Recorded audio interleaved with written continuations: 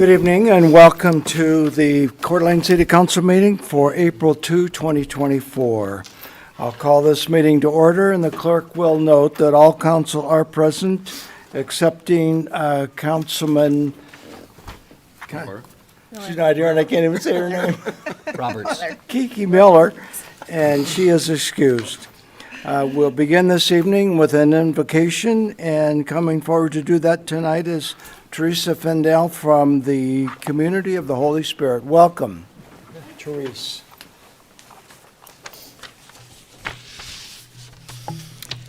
Let us pray. God of Easter joy, we come to you tonight to ask your blessing on this council meeting. We come in gratitude for the resurrection of your Son, Jesus, through whom you revealed that hatred and malice do not have the last word, but can become doorways to forgiveness, healing, and new life. God of wisdom, we gather tonight, not to focus on ourselves and our particular needs, but to focus on the Coeur d'Alene community and its particular needs. To this end, may the people of Coeur d'Alene support the mayor and this council as they work to build a community that is just and safe for all. And may those who participate in this meeting speak with consideration, respect, and gentleness. God of truth, in your wisdom, enlighten us. God of hope, in your kindness, heal us. God of all people, in your generosity, guide us. We ask this through Jesus, your Son, and the Holy Spirit. Amen. Amen. Thank you. And I would ask Councilman Wood to please lead us in the pledge. I pledge allegiance to the flag of the United States of America and to the republic for which it stands, one nation under God, indivisible, with liberty and justice for all. Does the council have any amendments? Seeing no amendments to the agenda, we have a proclamation to present declaring April 2024 as Fair Housing Month. Whereas on April 11, 1968, President Lyndon Johnson signed the Civil Rights Act of 1968. The 1968 Act clarified the prohibition of discrimination regarding the sale, rental, and financing of housing based on race, religion, national origin, sex, and later, as amended, disability and family status. And whereas it has been 56 years since the enactment of this act, the community of Coeur d'Alene continues to work together to uphold the fair housing law and the principle of equal opportunity on which it is based. And whereas the city of Coeur d'Alene supports the ongoing efforts of the many organizations, housing and service providers through continued education and outreach to affirmatively further fair housing, now therefore I, James Hammond, Mayor of the City of Coeur d'Alene, do hereby proclaim April 2024 as Fair Housing Month. And I understand Michael Wedland's here to accept that.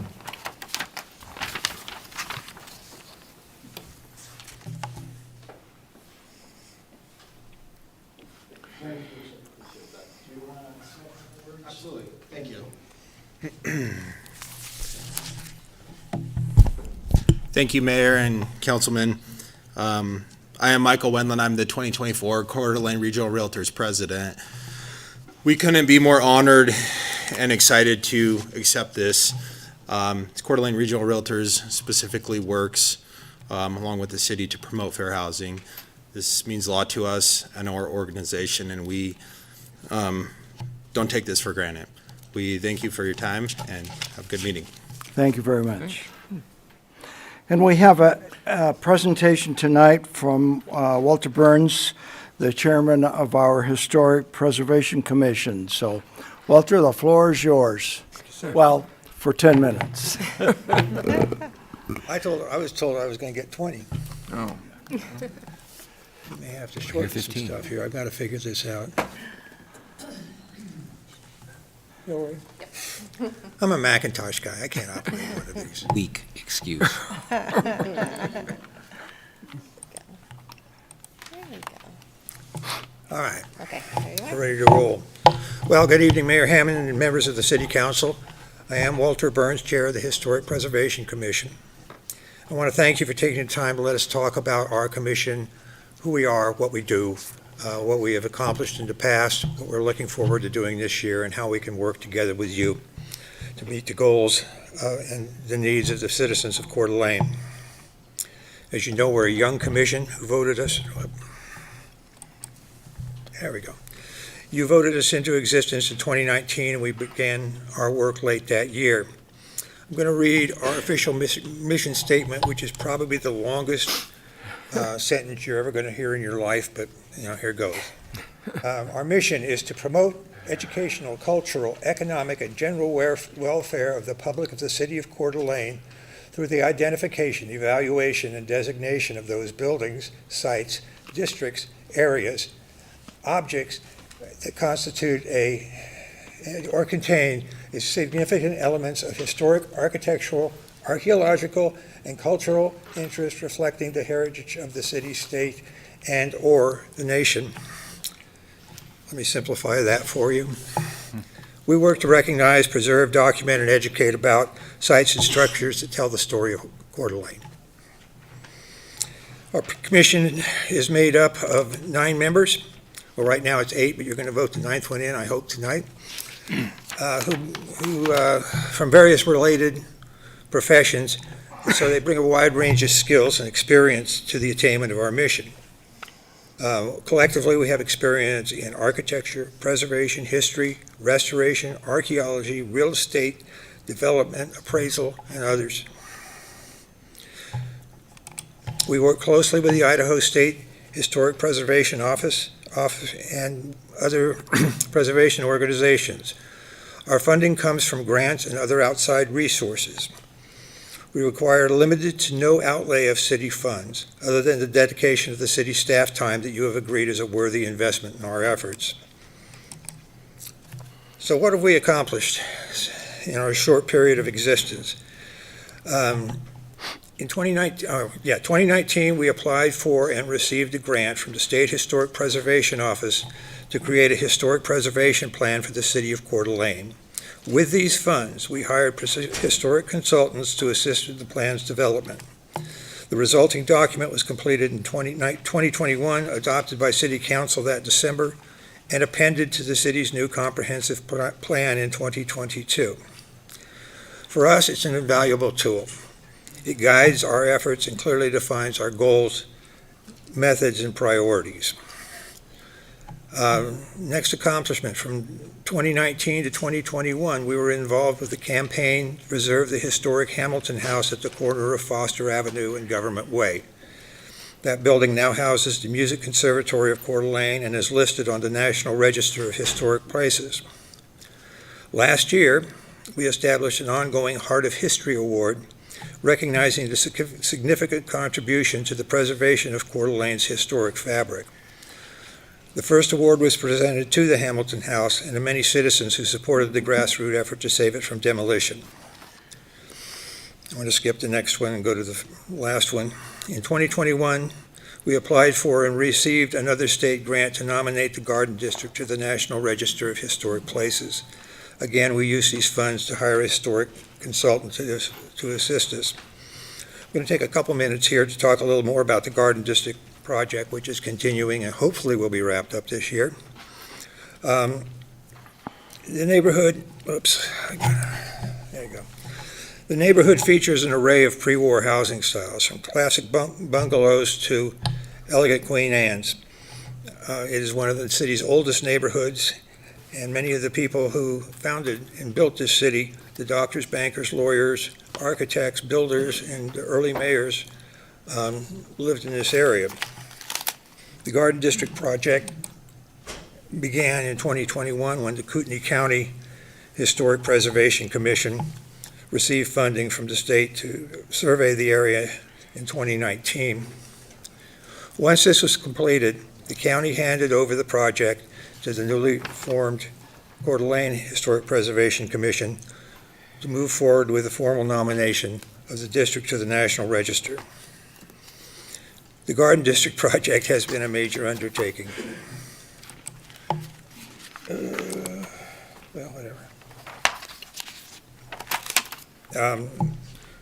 It has involved researching 520 primary buildings and roughly 400 outbuildings to determine whether each is contributing or non-contributing to the establishment of a historic district. When adopted by the National Park Service, as we're confident it will become the first Idaho district added to the National Register in over a decade. The nomination document is now in its third draft. Last month, our commission held a public hearing and voted unanimously to recommend the Garden District for the National Register. Mayor Hammond concurred and forwarded his recommendation to the State Historic Preservation Office. Key upcoming dates. Now we're caught up on the slides. Key upcoming dates in the Garden District project include a neighborhood meeting to update residents of our progress and answer any questions they may have about the Garden District nomination. The meeting will be held on Monday, April 6th, 6 p.m. right here, and I hope some or all of you can attend. And on May 18th, the Idaho's Historic Sites Review Board will meet and hopefully vote to advance the nomination to the National Park Service. Assuming all goes well, the Garden District will be named to the National Register, possibly as soon as the end of this year. I'd now like to introduce Shannon Sardell, another member of our commission, who will talk about what we're focusing on in 2024. Thank you, Walter. Thank you, Mayor Hammond and council members. All right, I'm in the right place. We've accomplished a lot in our 4 years of existence. Going forward, we're undertaking an aggressive agenda, and hopefully we'll get to the end of it. May is, well, I better do my slides again. Is that it? May is National Historic Preservation Month, giving us an excellent opportunity to build awareness of the importance of history and preservation in Coeur d'Alene. Several events are planned. We will kick off the month with a reception for all of you, members of the historic preservation community, and any members of the general public who wish to attend.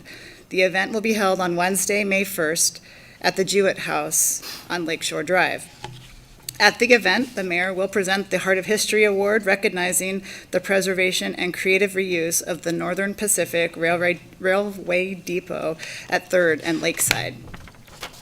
The Museum of North Idaho and our commission will be offering tours of downtown, the fort grounds, Sanders Beach, and the Garden District throughout the month. On Mother's Day, May 12th, we'll coordinate special open house tours with the Northern Pacific Railroad Depot and the Hamilton House. The Historic Preservation Commission will share a booth with the museum at the Downtown Farmers Market beginning May 15th, where we'll share information about historic preservation and pass out coloring pages to kids featuring local historic buildings. And finally, the Coeur d'Alene Press will feature a number of articles highlighting Coeur d'Alene history and the importance of local historic preservation. We have also reached out to the Spokesman Review and perhaps TV. We're also going to be focusing on the historic area of downtown. As you certainly know, there have been many stated concerns by members of the public about the future of the downtown core and the preservation of its character. In response, Council has requested a review and possible update to the downtown north and midtown overlays. The Historic Preservation Commission has been invited to participate in this process and provide input to Council and the Planning Department. We are happy to participate. Concurrently, we have applied to the Idaho State Historic Preservation Office for a grant to fund a survey of the downtown core that would help more clearly identify the historic resources. This application is currently being reviewed, and we should find out if we're receiving the grant sometime later this month. If we receive this grant, our local Our ultimate goal will be to use the downtown survey results to begin to build our own local historic register rather than relying strictly on the National Register of Historic Places. Historic zoning overlays and guidelines. When you adopted the city's comprehensive plan in 2022, you gave the Historic Preservation Commission a valuable tool by introducing historic zoning overlays. Here's how we plan to put this tool to work in 2024, with the goal of preserving the character of Coeur d'Alene's oldest areas. We'll first select a historic area yet to be chosen and conduct planning meetings with key neighborhood groups and residents. Then we will distribute a survey to all homeowners to determine what guidelines they might like to see applied to their neighborhood. Our focus will be on creating some basic guidelines that apply strictly to new construction in older areas of town, with a goal of maintaining neighborhood character and integrity. For example, placing garages on alleyways rather than on the street fronts, assuring that setbacks and heights are consistent with existing homes, assure that building massing is consistent with surrounding structures, and creating a set of non-binding recommendations on roof pitches, window styles, etc. We'd also like to review the demolition process. Demolitions drastically alter the character of the historic areas of Coeur d'Alene. Currently, to demolish a building in Coeur d'Alene, all one needs to do is obtain an over-the-counter permit and then knock the building down. There is no review of what's being demolished or what will replace it. We are working to put together a modified demolition process for older buildings and neighborhoods that would require the property owners provide plans for what will replace a demolished older building before the permit may be issued.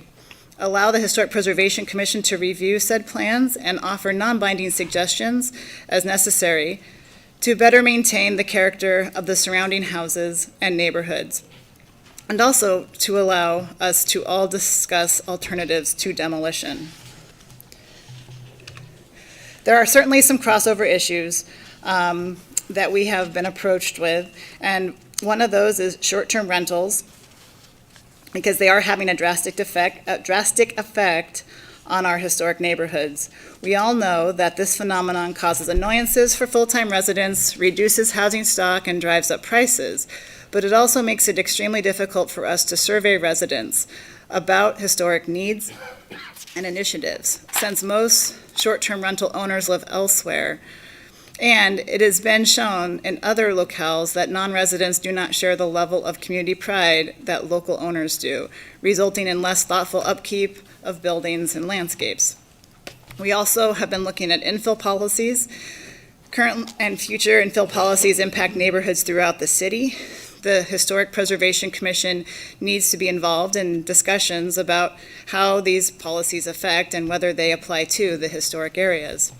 There is also the I-90 widening project, and in the next few years, the Idaho Department of Transportation will be widening I-90 between State Line and 15th Street in Coeur d'Alene. Our commission has already begun discussions with Idaho Department of Transportation and will be working with them going forward to manage any adverse effects to historic properties that might occur as a result of the project. Walter?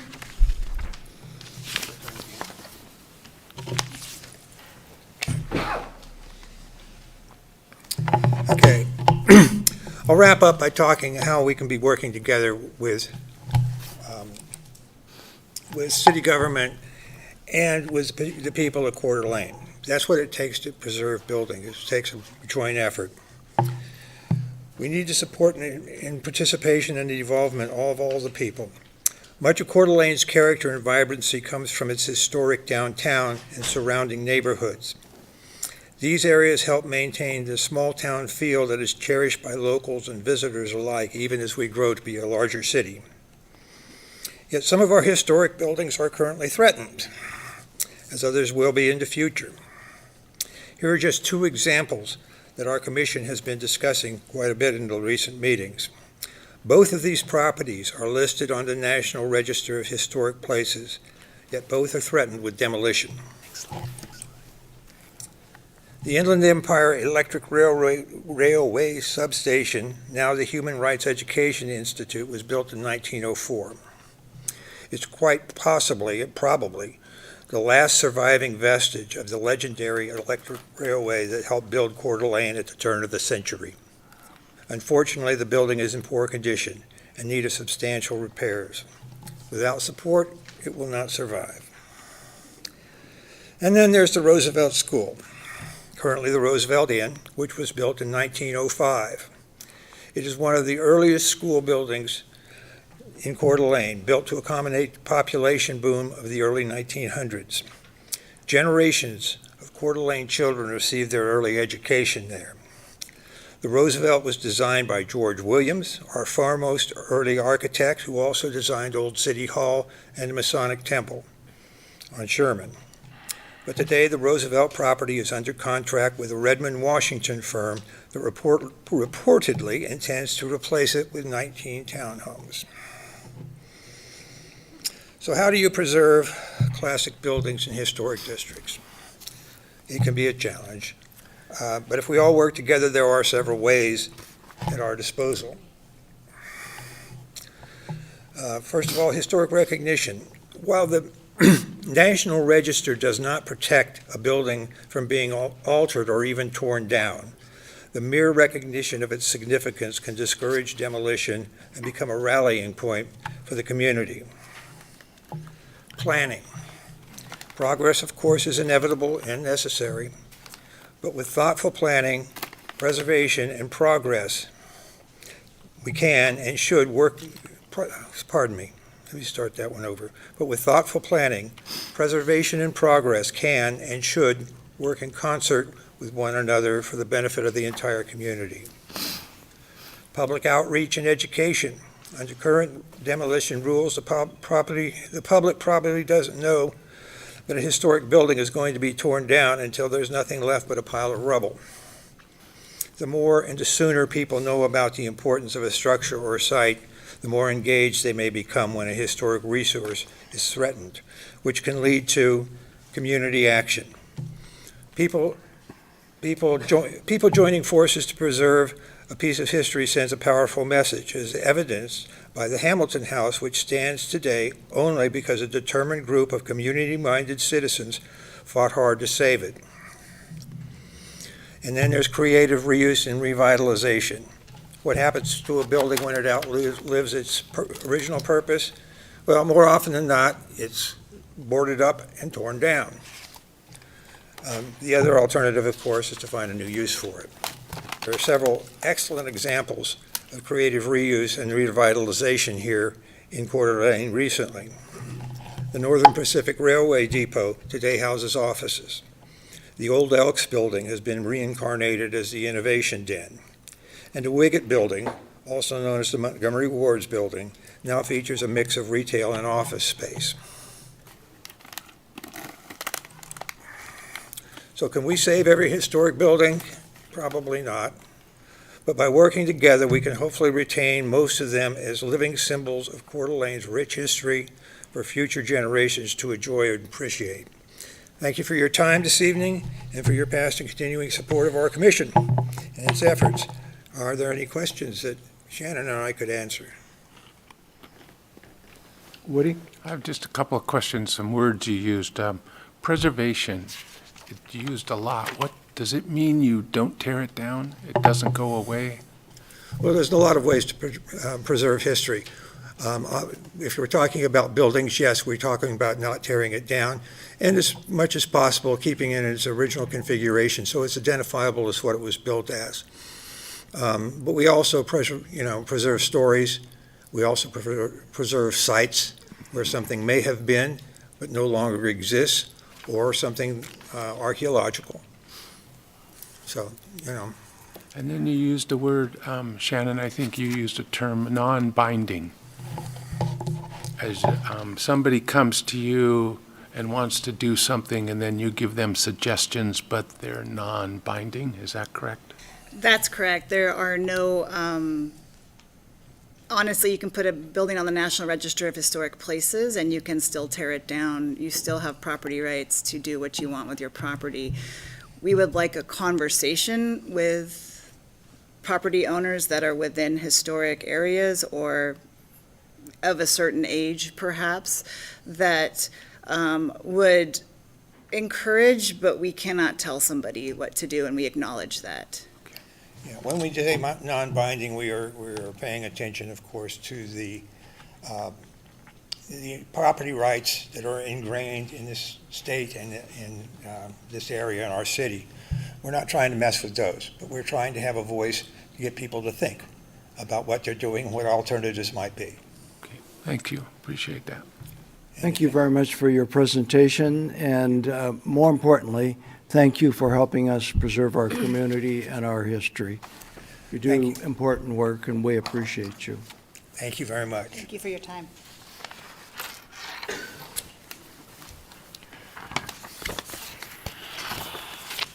Public comments. We have several signed up. The first person is Bill Breezy. Welcome. Yes, Mr. Mayor, council members, my name is Bill Breezy, also being known around town as a traffic synchronization guy. And I'm here with some good news. ITD has actually resynchronized 95. Let's start using 95 and test it.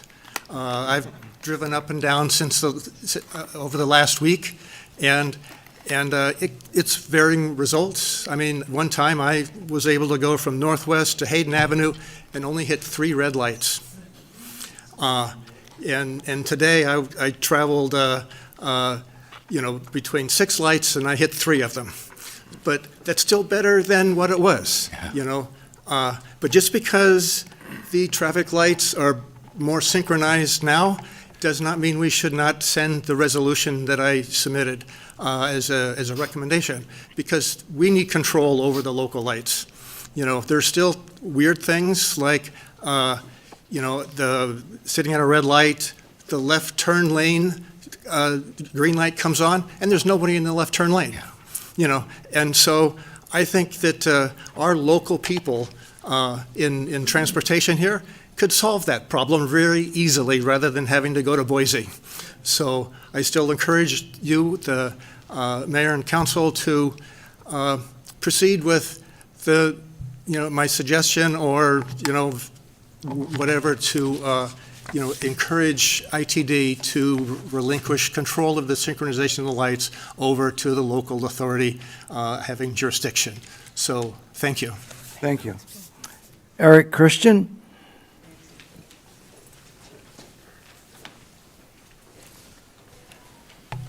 Thank you. Eric Kristen, 8939 North Davis Circle, Hayden, Idaho. There's a million places I'd rather be tonight, but upon arriving from my business that I run in California to my home in Hayden, I found an entire community under attack based on nothing more than slander and what I can only describe as zero evidence. I come back to find out that apparently a racial incident occurred in downtown Coeur d'Alene, place we moved to when the state that we were living in California in 2020 unveiled itself as being run by sociopaths when they shut down our children's schools. My wife, a commander in the Air Force who commanded 5 Air Force squadrons, said, "Sell the house, we're leaving the state." Where were we to go? Well, she was taking over a new command in Texas. Our family has migrated here from Oregon because Oregon makes California look sane. And we decided to move to Idaho and Texas. So I arrived from my business in California to Idaho to find, based on zero evidence, zero videos, zero pictures, an entire community under attack because of the rantings 4 hours after the event, 4 hours after the event, of a man who couldn't wait to attack an entire community in Hayden and Coeur d'Alene. Now, he was from Seattle. I could spend all day talking about what a caricature Seattle is as somebody who was born and raised in Portland, trust me. But what he did in that police officer's video was disgusting. Every day that you allow this to remain open in what clearly did not happen, not one video amongst 100 people walking on the street, half of whom are my children's ages and can't get off their phones, not one picture, not one security camera from a business. And we are to pretend that this incident happened with no evidence and no facts being presented. An entire community is under attack. The hate-filled comments that are on the internet right now that you are allowing to go forward by not closing this, I'd be glad to be proven wrong. If there's some knucklehead driving around with a Confederate flag, really. We've been coming up here for 10 years vacationing. We decided to make this a home. Brought my son here tonight to show him what civic engagement is.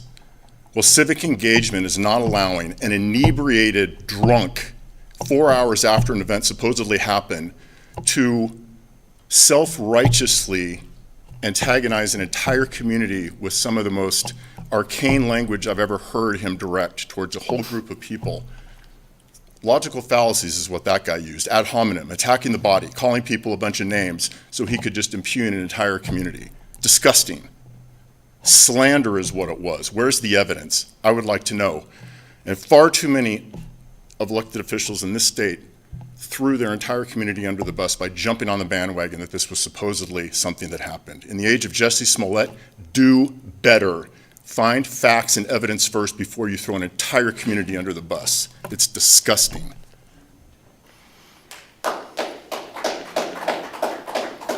Len Fleming? Hi, Lynn Fleming. I live in Coeur d'Alene, Idaho, and it's timely because we're talking about Fair Housing Month. We're seeing, and I'm asking all of you in the council to re-engage in the Ignite CDA Mill River site. We're on the last final four, actually it's the fourth phase of the Atlas Mill site, the former Mount Hink, and I'm asking the city turn back and look at how we are delivering on the vision.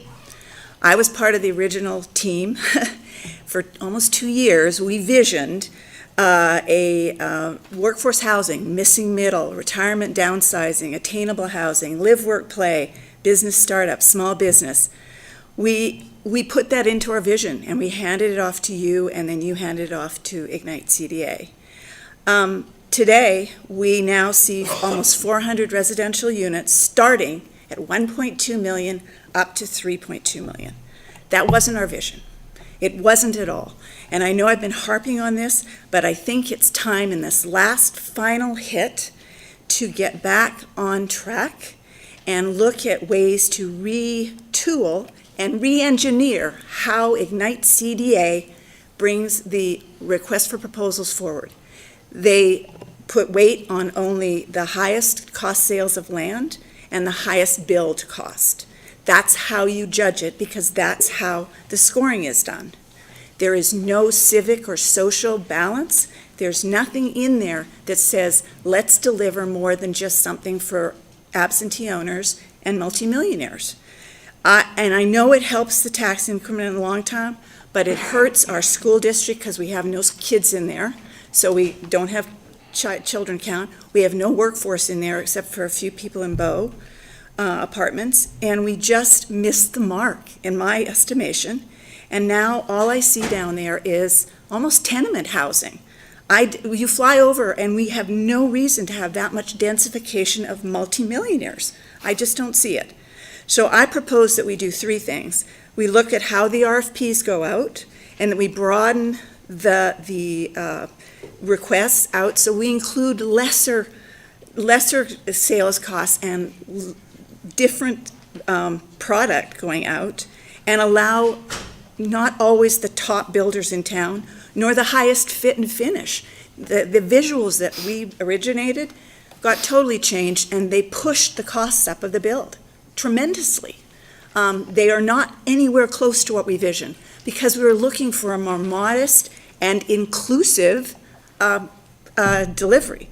So I want to see that change. I also want to see, when you judge it, that there is, they have a matrix, and I proposed a new matrix where we wait for both civic involvement and more breadth. Today, right now, because I called around, I'm designing houses at the same time, but right now Kootenai Health has 191 open jobs, and I see 23. Coeur d'Alene School District's 48, Hagedon 61, and we have two 130-room hotels coming down the pipe. We cannot expect them all to live in apartments. It's just not right. And so I say that I'd like to see this council re-engage and look at a way to engineer urban renewal district that serves all of our citizens, not just absentee landowners and millionaires. So please step back into the picture and let's try and be more inclusive and have multidimensional solutions for our city going forward. We had a 20-year build and we're almost done at 6 years. We had time. Thanks. Any questions? Sure. Lynn, one question, and I've heard your presentation twice, and I should know this, but thank you for coming. You said the new matrix, your recommendation is community engagement And social civic engagement. We should be addressing all of the people that work the city and not just a specific, very thin populace up top. And that's how we visioned it. And it somehow just went off the rails. And I think it's the way that the RFPs are written, the requests for proposals are written very tightly so that you can only get the highest cost build, the highest cost sales. It's targeting a very thin stratum. Thank you. Yeah. Thank you. Thank you. Sarah Lynch?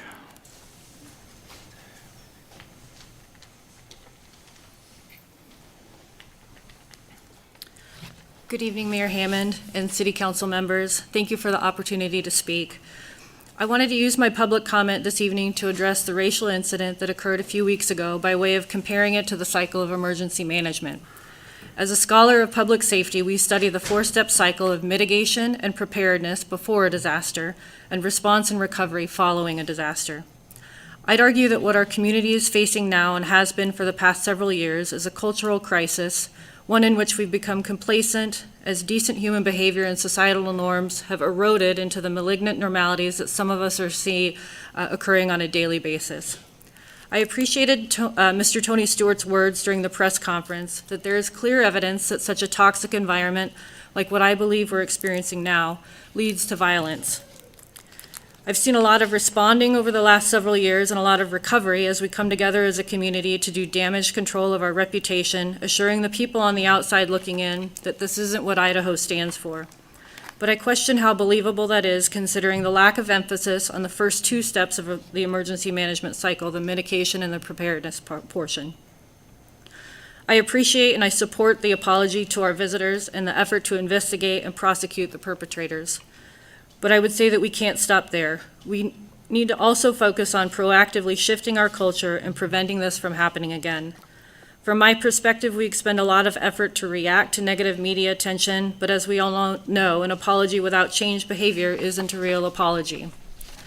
We hand out Coeur d'Alene Rejects Hate t-shirts, and we do a kindness postcard campaign, and those are truly wonderful gestures, but I would argue it does more to make us feel better in the aftermath than it does to actually assure victims that this won't happen again. And I know that doing the same thing over and over again and expecting different results is a definition of insanity, and I acknowledge that my presence here to speak in response to the racial incident makes me part of that cycle. But if we believe Mr. Tony Stewart's words, then we need to break that cycle.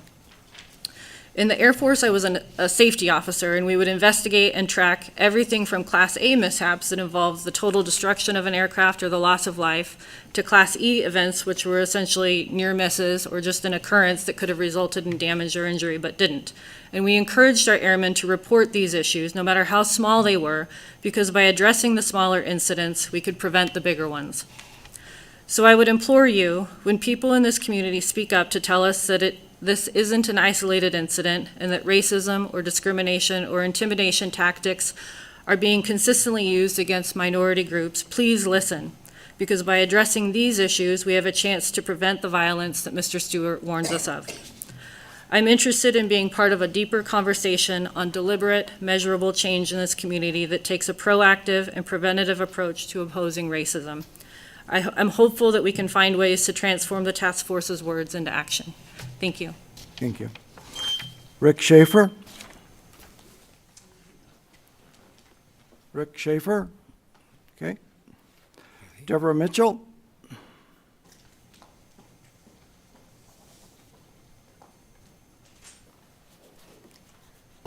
I'm Deborah Mitchell. I'm the archivist at the Museum of North Idaho here in Coeur d'Alene.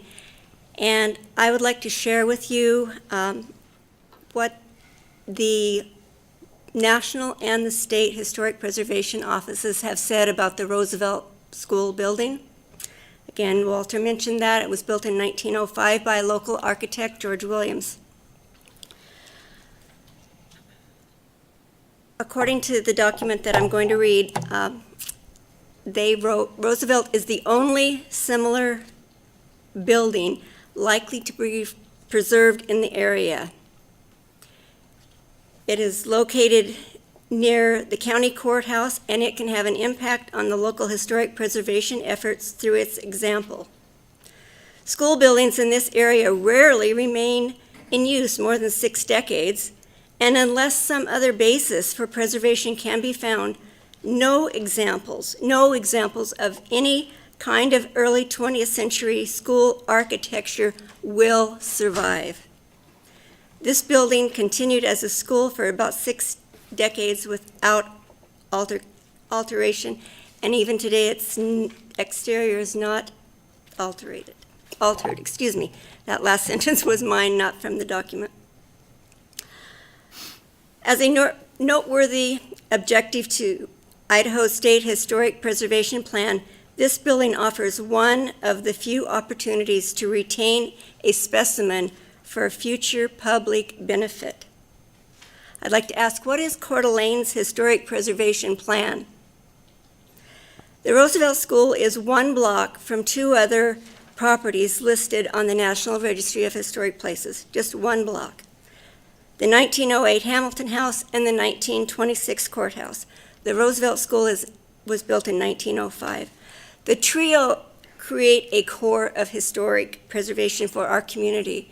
Many don't realize that our community wasn't even a first-class city until 1908.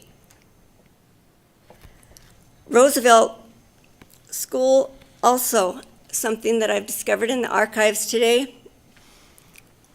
was the first interracial school in Coeur d'Alene. I have a photo here that I'll share with you if you'd like, of Catherine and Stella Jones, 2 African-American students who attended Roosevelt School from 1907 to 1909. Also, Roosevelt School had a very important and local teacher there, Nancy Mae Anderson, the Swede homestead, which is in this library, and I believe many of you are familiar with Valhalla Point on the lake. The Andersons, the Larsons, the Johnsons, those families homesteaded there, and they're still around. Again, what is Coeur d'Alene's historic preservation plan, and are you in compliance? Thank you. Zoe-Ann Thurman? Not quite sure what that 1 letter is. That's fine. Hi, thank you. I'm Zoe-Ann Truman, and thank you so much for this opportunity to really follow up and support what Walter and Deborah have presented. My thoughts here that I'm sharing with you today are entrusted to you, our City Council members, to seriously consider and, as necessary and requested, to act upon. As has been mentioned, an historic building of iconic proportions is in danger of being destroyed and wiped out from our landscape forever. Again, this has been an ever-increasing occurrence in our beautiful town, and we all recognize that.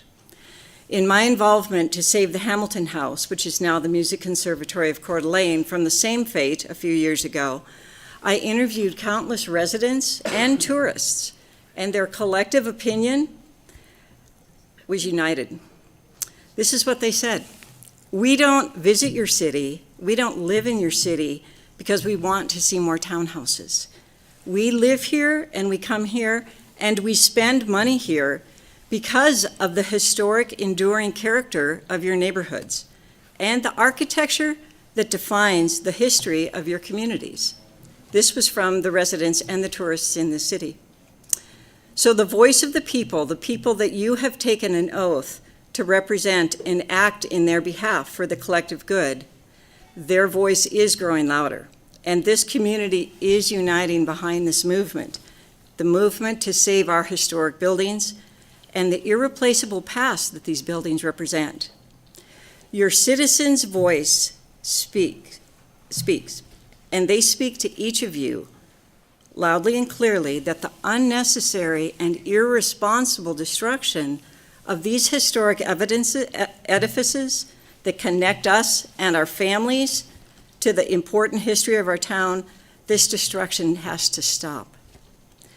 This issue, whether surrounding the Roosevelt Inn or the next threatened historic building, will without a doubt and with growing fervor continue to be brought to your attention for your action until something is done to preserve and protect these beautiful structures and the connection that they represent, the connections to families and communities' history.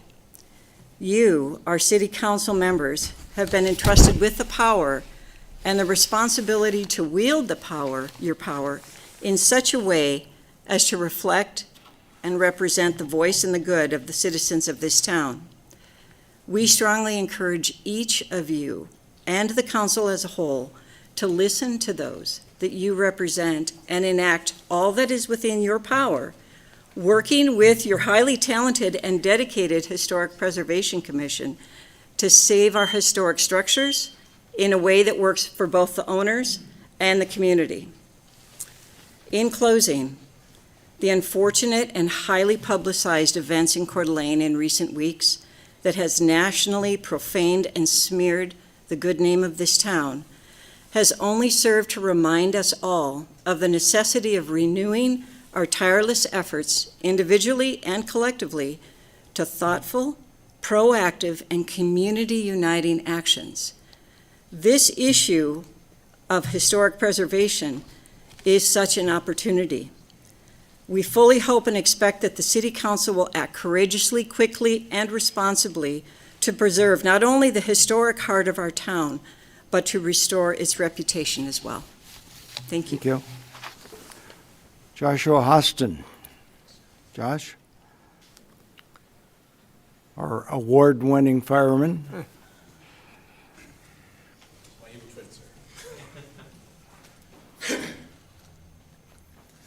Good evening, Mayor, Council, City Team. My name is Josh Hostin, resident of Coeur d'Alene. I want to just have an opportunity to thank Councilmember Wood for attending the Fire Ops program many years ago. It was a lot of work. Yeah, it should be. It is. Painful. Yeah, see, yeah. Our union saw benefit in providing elected officials, as most of you have seen, but you've already been, in the shoes of the folks wearing the boots and putting the packs on, running the trucks. And so I want to thank you not only for having experience as a veteran of the United States, as a police officer serving this community. Now you've been in a fire, just like everybody else. So I want to thank you. I know it's hard, but we do that on purpose, just enough to make sure that you understand and everybody understands why it is we ask for the things we ask for. So thank you. Thank you, Josh. Thanks, Mr. Josh. Mayor, can I respond to him? Sure. Thank you. You don't I have get 3 minutes. I don't have 3 minutes. The Fire Ops was fantastic. It was, seriously. All of you've been, you know how, you should have told me. But anyway, it was a great experience, and it's really, really something. It is valuable for elected officials to understand exactly what kind of things you respond to and deal with every day, and the physical strength that it takes, of which I was lacking. But I did enjoy it. I really appreciate Brian, who was with me every step of the way, saved me many times, and it was really educational, and I appreciate that the local paid for my attendance. Thank you, Josh. Jeanette Laster?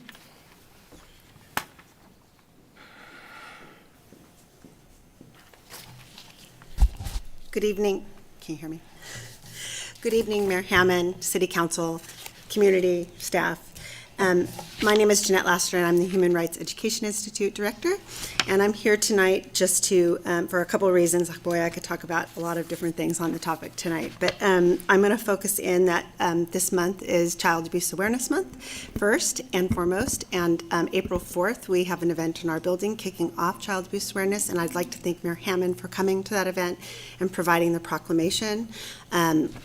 There are over 2,300 calls per year of suspected child abuse, neglect, and abandonment in Idaho each year. And as a current foster parent, I appreciate the time to bring awareness to the terrible circumstances that sometimes steals the innocence of our children. And so I appreciate you being there to represent and kick off that event. It is a statewide event. I'm here also to talk about the incident from a couple weeks ago. I'm not going to focus on the incident itself, but as many of you are aware, we had lost a key essential employee at the end of last year, and I've been focusing internally lately, and so I did not get to come and present in December any of the statistics or data that we received through reporting, and so I'd like to do that now in light of what has occurred. So in 2022, we received 21 reports of either graffiti, harassment, or discrimination in our community through the reporting feature, and only 3 or 4 phone calls. That has flopped in 2023. We had 7 reports, and in total, numerous calls totaling up to 39 taggings in 2023. And so far in 2024, we've received 1 formal report through the platform and 17 phone calls of incidences just in 2024. These vary from graffiti on bridges and park areas, an elementary student being called the N-word as they exited the bus, pride flags being stolen from multiple properties and off of a person, a student actually, and destroyed in the bathroom, homophobic and racial statements on the boulevard. A couple years ago when Mayor Woodmere was here, we had a local band that was targeted who had Black members. I think you remember that. We've had some horrifying calls to restaurant owners who employ LGBTQ members of our community. We've had incidences of Indigenous teens harassed outside of fast food restaurants. We've had threats to people marching in parades. Harassing videos, doxing and swatting of several community members and public employees. The public employee was actually a member of a Post Falls public employee. And we've had several incoming, very aggressive calls to HREI. So it's very broad and runs the gamut of the community reporting. Anything that we receive that reaches the level of a crime actually is referred out to whatever. If it's a sexual harassment, it goes to safe passage. If it's criminal intent, it goes to the police department or the authority that needs to be contacted. We've had several incidences from Northwest Front, mailers that went out throughout Kootenai County in 15 documented neighborhoods, which is an Aryan ideology group. And we've had 18 taggings in Coeur d'Alene, 6 locations, and 20 separate taggings since January 1 from Patriot Front. Post Falls received 1 set of taggings in February and 7 different tagging locations. Sandpoint had 5 locations from that same network, 18 of Patriot Front. So in closing, I'd like to invite you all. We're going to have a book club reading of Save Your City. This is from a woman in Canada, and it has a workbook. It's a municipality book. I've ordered each one of you one of those books, and we're going to have a community conversation centered around that workshop, and we hope that you will join us, and I'll make sure that when the books come in that you get to receive that document. Thank you very much for your time tonight. Thank you. Does the council have any announcements? Go ahead, Dan. No, I'm not. Do you have an announcement, Dan? No. Well, thank you, Mr. Mayor. So I appreciate the public comments. Thank you all. Lynn, regarding the Atlas Mill site, or as you like to call it, the Atlas Millionaire site. Yeah, a while back, I wanted to have us look at the plan again as council to see if we could look at that and redo it. Because when we originally approved the Atlas Mill site district, basically we gave the car keys to the Urban Renewal Agency and said, behave yourself. And that was all the oversight we had. We could have put more stuff in the plan, we didn't. The only way we have any oversight is to look at that plan again and to modify it. And I don't think there's a mood up here to do that. But I do appreciate your comments, and I am very frustrated myself with Mount Hink. We've already shoveled, $5 million, $7 million into that hole, and there's going to be more to come. So it's not a very happy issue as far as I'm concerned. Appreciate all the comments regarding the historical nature of our city, That's really important to me, which is why I have made a motion, and it was approved unanimously, to look at height restrictions and parking requirements downtown. I trust that's moving forward. It supposedly is every time I ask. I also want to remind staff that we have an NIC rezone coming up, and I hope that's moving forward as well. And we also asked to have a discussion and hopefully a modification to our ordinance regarding billboards, and I hope that's moving forward as well. And to the rest of the community, on other topics, I would like to urge you patience. Thank you. Christie, did you have something? Thank you, Mr. Mayor. I'd like to respond a little bit to public comment too. Bill, nice work. Sarah, thank you, and thank you for your service. All of you, you came forward with some very great statements. In particular, I want to reflect on the incident that occurred Thursday, a week ago, a little over a week ago, and the city's response. And I would say that, number one, the police investigation is not complete, and that has not been broadcast or suggested that anything didn't occur. So the statement that nothing occurred, just, there's no basis of that. But I would also say that our community's worked really, really hard to be welcoming and to overcome any sort of stain that we might have had in the past. There's a lot of people that have worked really hard to do that, and I think we can do that. For newcomers, welcome.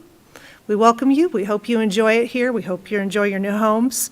If I were the parent right now of one of those female basketball players, and this issue has gone national, and the social media has been pretty rough, I don't know that I would ask them to come forward. Now, just because you don't know about a video doesn't mean something didn't occur, and a young woman certainly doesn't have to have a video to prove themselves that something occurred. But just the tone and the tenor toward possible victims of a crime, or at the least vicious harassment, to suggest that they should stand up, 18-year-old girls stand up in front of the nation now and bear all to everybody. As a parent, I don't know that I would tell them to, not at some of the awful response that's occurred. For the good response, we appreciate that. I think the city did the right thing speaking out, and I appreciate all the citizens that have cared and sent us countless emails. The mayor shared those with us, supporting these victims and really wanting to do better, be better human beings.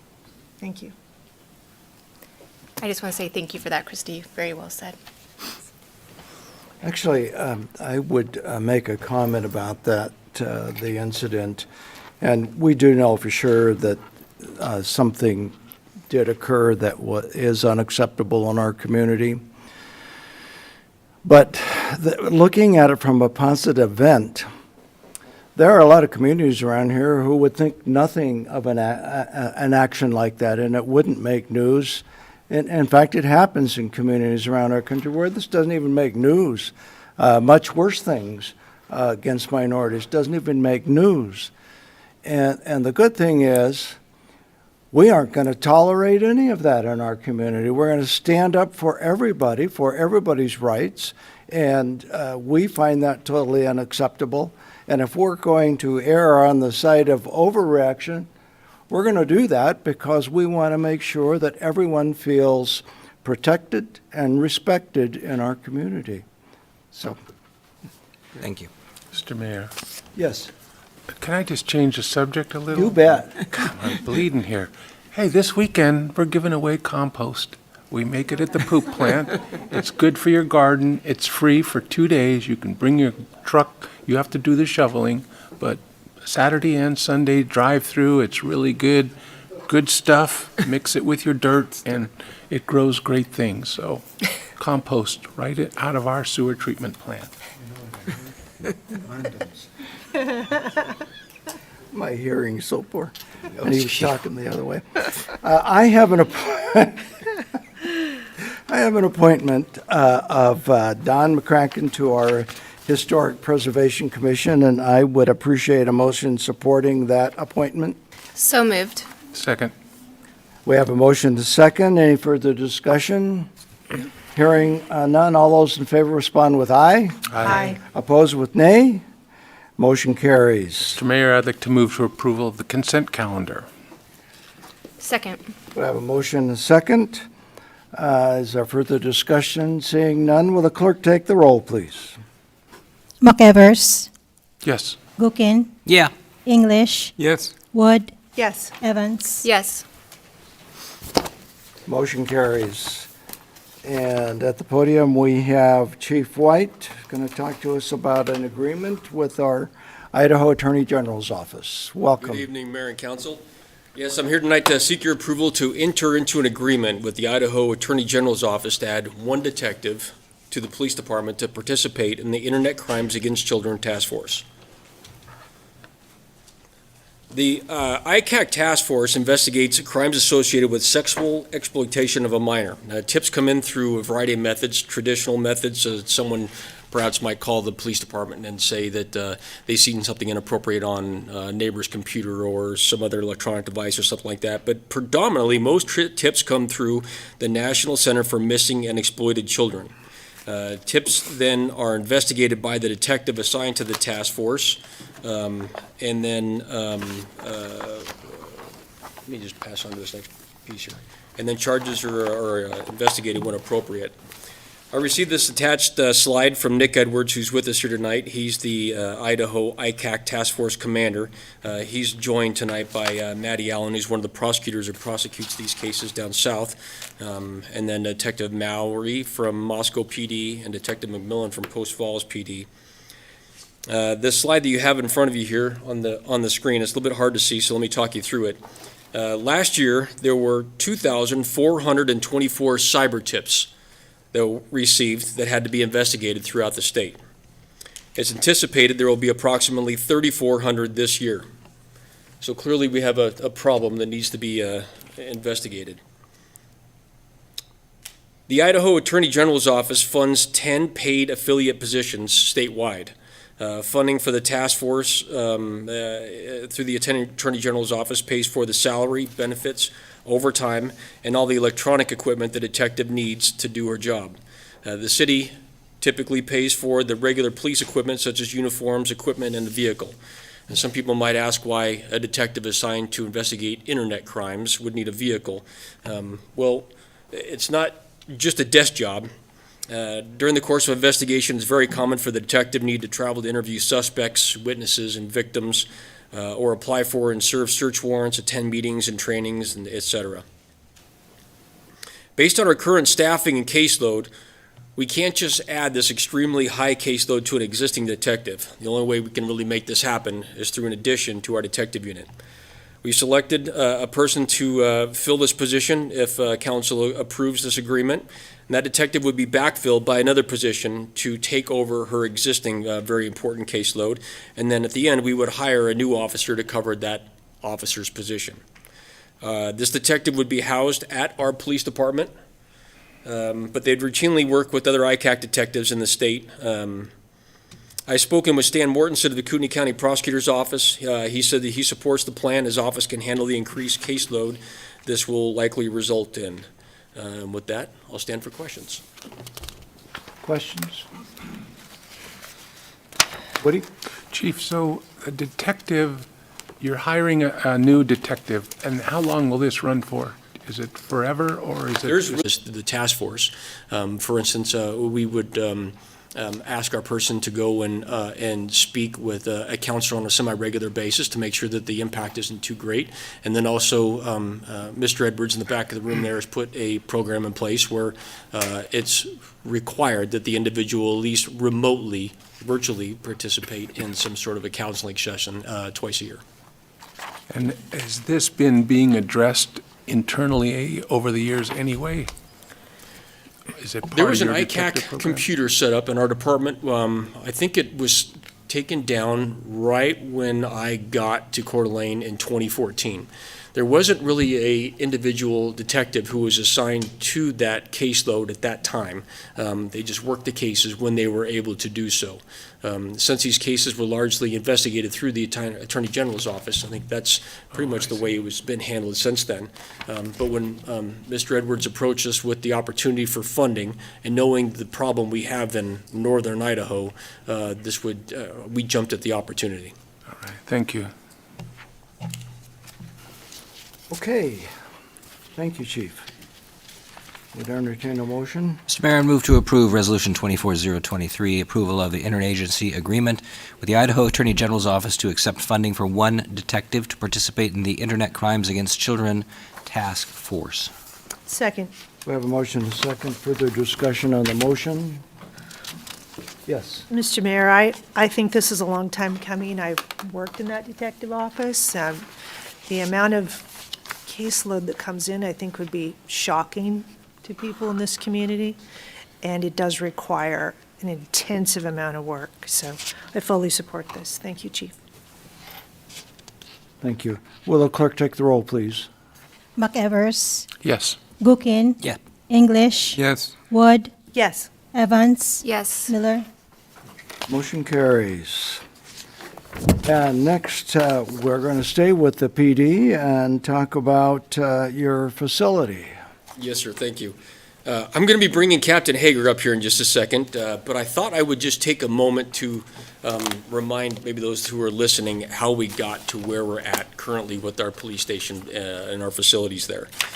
Tonight what we're doing is we're seeking council approval to approve the guaranteed maximum price for new construction and remodel of our police department. So our police station was built in 1999. And at that time, our police department had 75 total employees. If you asked anyone who was here working at that time, they would tell you that the building was full on the day that they moved in. We now have 121 total positions. Strike that, you guys just approved the second one. So 122 positions, thank you for that. 122 total positions. So our department has grown by 47 employees, or over 62% without expanding our current headquarters building footprint. We were able to move our volunteers, who are not counted in the numbers that I just gave you, and our code enforcement, animal control, and IT folks into a pool barn that was constructed in 2016 through our last GEO bond. That only really has space for 12 bodies to work out of. Currently, we don't have enough lockers for our employees to store their uniforms, weapons, or equipment. Our restroom facilities are woefully inadequate for 122 people. And we have 3 squads who don't have their own workspace. 8 patrol sergeants share one office that only has 6 desks, but really should only have 4. It's only really has a space for 4 people. In other words, we really need the space. The proposed expansion and remodel will get us part of the way there, with desk space for one of the squads and lockers for all of our employees, and of course, adequate restrooms. With me tonight, that are going to be brought up to the podium here in just a second, we have Jeff Lane from Trainer HL, that's the architecture firm who designed what you're about to see, and Jeff Jerome from Coeur Construction, who's our construction manager, general contractor. And at this point, I'll turn the presentation over to Captain Hager. Before he takes the podium, though, I want to say just a few words about the amount of work that this gentleman has put into this project. Everything from weekly meetings to participating in all the design processes, numerous meetings with various members of our city team, and I'm very proud of how we got to this point. He's done a great job. Dave? Thank you, Chief. Thank you. We've spoken before about this project. And my clicker's not working. Old-fashioned. Oh, old-fashioned. So I want to bring you up to speed. Some of these pictures you've seen before, but just kind of going over what this project is. Again, this is going to be to the north side of the building in the lot that the city procured a few years ago. And it's really, at this point in time, we've whittled it down to just that locker space and then the recovered space as you go through. So again, this is looking from the back of the parking lot towards the building. This is the existing building right here, and this is where the locker room is. And there's kind of a foyer area here between the two that's going to bring those together. from looking above. So this is looking out from kind of the Schreiber area where the big golden eagle is. If you had a camera view from that from on top of our building, looking back. And while this wall looks very plain right now, this is actually going to be the inside of a hallway. So think once we do phase 2, this building is going to continue towards Schreiber. So this is going to be the inside of a hallway that's going to be a throughfare once we get to that phase 2 for that part of the building. Again, from kind of the entry to the swim school area, you have our existing building, and again, kind of that plain area here. And you're also going to see what I'm going to show you in an overhead map in a moment is a drive-through area in this location. Here's what it looks like now, and we hope to have it look a lot better than an empty field with weeds and things like that with your approval this evening. Couple schematics. So again, this is the current locker room after we blow out walls to take out all the lockers from our female and male employee locker area, and we look to gain some extra space. I know this one right now shows about 10. We're hoping to actually get about 12 cubicles in here with some of the cubicle designs that we have, but we're hoping to recover that space there. And then this is an overhead, once it's completely filled out, what it's going to look like. We've tried to be a good, and we'll get to the finances a little bit, we try to be a good fiduciary of the city's money, and we realize we're not going to have all of that staff yet, so we projected out for how many lockers we're going to need in each of those spaces for at least the next 5 years, and we want to supplement that through impact fees. So the shell will be there, but we're going to add probably about, I believe it was 40 lockers in the men's locker room eventually over time once we get to that build-out time, and some more in the female locker room there. So again, if you rip off the roof, that's what that's going to look like. One of the things that comes out, this was an ad alternate, but I want to talk about, is a drive access that goes out to Schreiber Way. And again, this is the swim school that's currently there in that area to the north. One of the issues, and I've been in law enforcement for 27 years, worked at multiple substations, and our gates stymie us every time. If lightning strikes somewhere within about 5 miles of the police department, it takes our gate out. When I came into work Monday morning, one of the gates opened, the other gate didn't. There's been times that we've had the lockdown activations with our school district where obviously our patrol officers and our SROs are out there, but anybody that happens to be sitting at a desk, a detective reviewing video or things like that, they get the notification and we sprint out, and right now we have one exit to get out of there. And with the great response, it's wonderful to see that going out to do it, but we can't get our cars out there as quick. So being able to have that second access point to exit is really, really important for us. And I'll talk about where that kind of comes in. There's an additional cost of $207,747. So don't think of this as just the asphalt that's there. This is the electronic gate, and it has to be a heavy-duty gate. Like I said before, everywhere I've worked, these gates are constantly opening and closing, and they break. And the last thing you want is 7 police cars trying to back up because we don't back well. You guys have seen the reports of those things. And I don't want them in an emergency having to have those issues.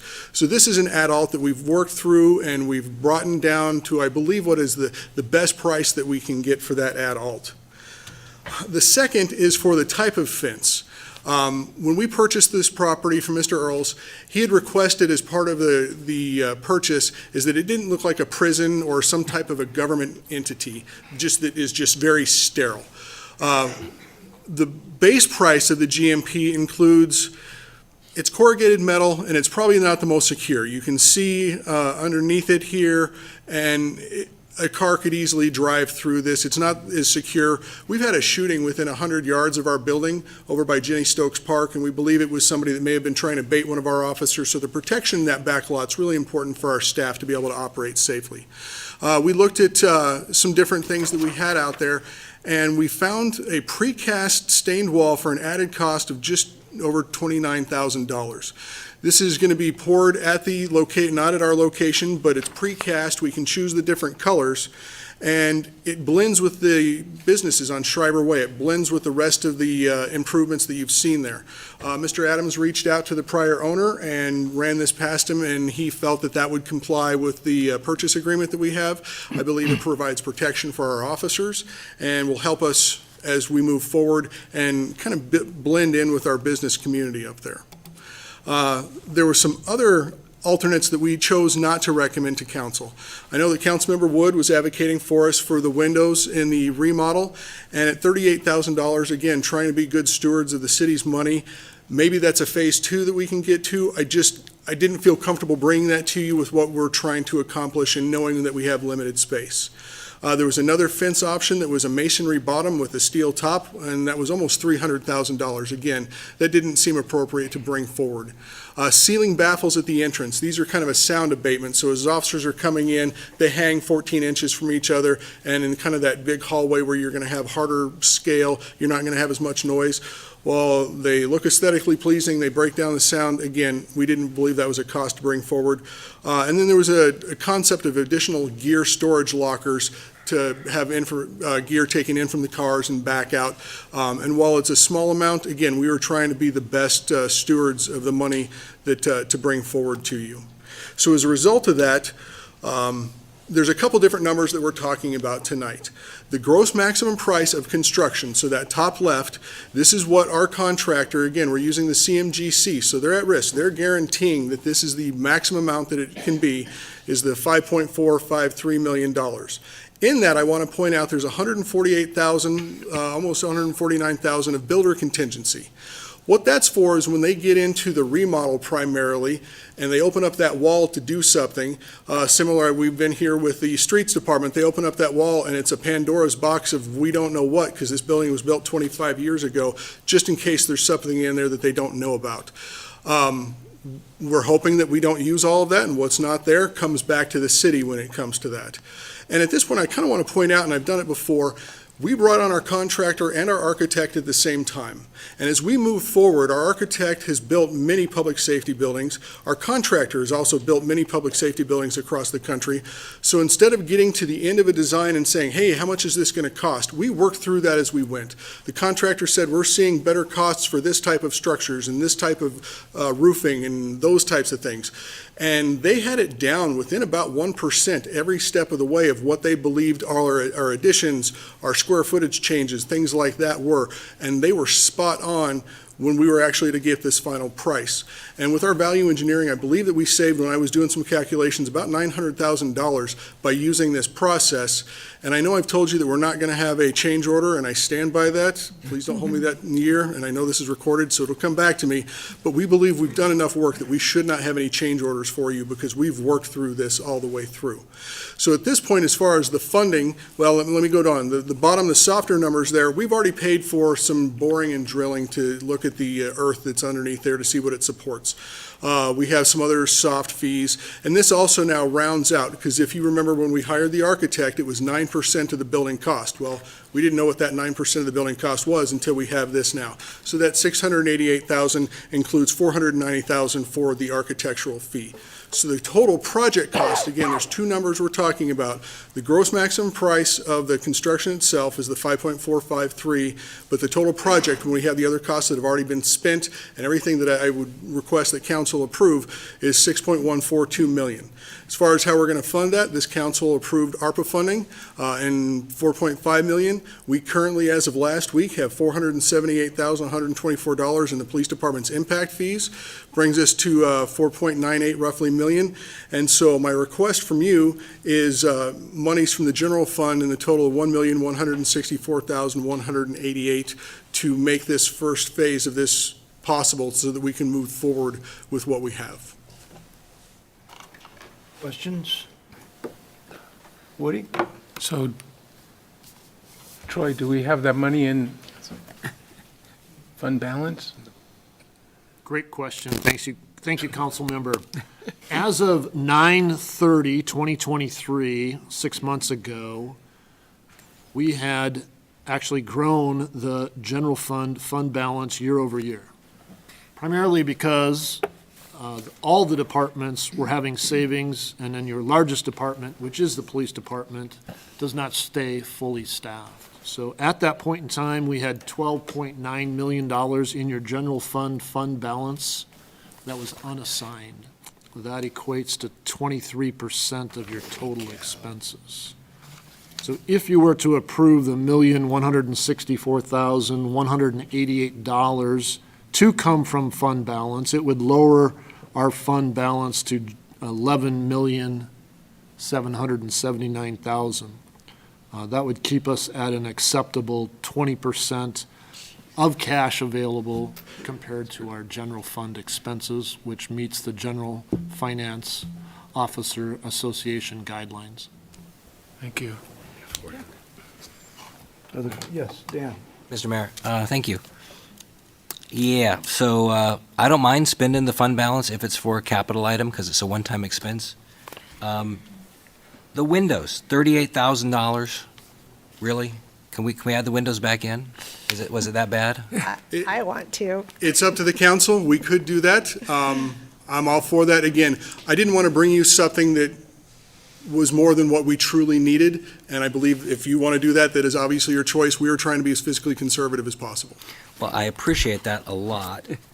It seems like if it's, so it'd be $1.2 million.